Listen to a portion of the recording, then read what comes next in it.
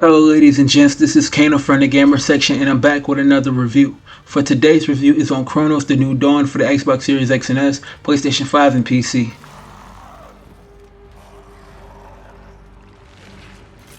Cronos The New Dawn takes place in a post-apocalyptic future where there is a pandemic that is known as the Change, which transforms humans into monster-like creatures called the Orphans. You play as a traveler who is an agent of the collective that is an organization that is tasked to go back and get rid of the Change.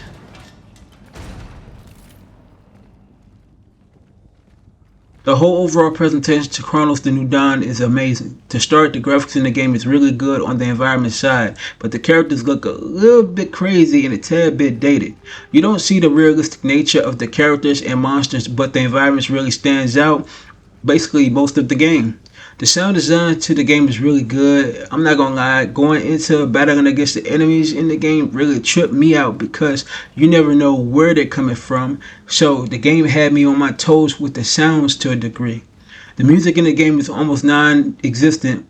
You really can't hear the music in the game. All in all, because it's about the horror side, Cronos The New Dawn runs at 60 frames per second on the Xbox Series X version.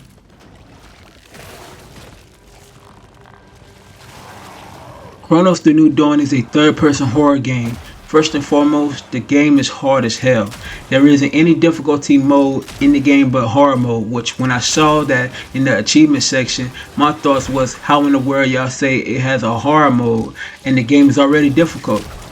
Another thing that I'll say is that you have to be very mindful on how you truly go about getting the credits you need to upgrade your weapons, health, etc. because the enemies in the game will get at you in a major way and you will have trouble.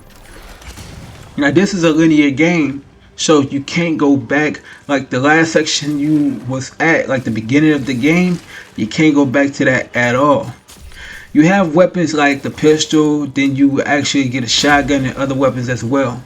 But again, you have to be mindful of the bullets that you have, like the health and stuff like that, because once you run out of them, basically you're like Patty LaBelle, you are on your own because they will unalive you in about 2 to 3 hits. I still don't understand why you don't have a difficulty setting in the game, but personally for me, I like a challenge. Now you get to find collectibles that you can sell to give you more credits where you can upgrade and make yourself stronger and flow through the game a little bit more smoother and easier.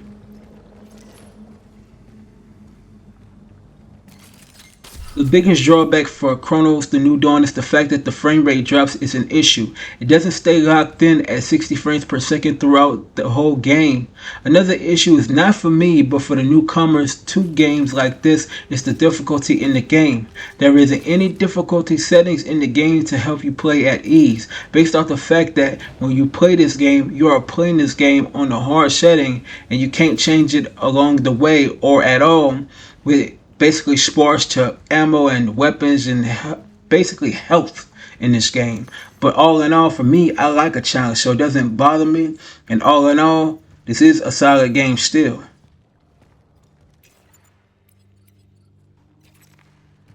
For that, I give Cronos The New Dawn a 4 out of 5. Thank you for tuning into the best place for independent gaming journalism, and that's the Gamer section. Be sure to hit the like button on the video and please subscribe to the channel.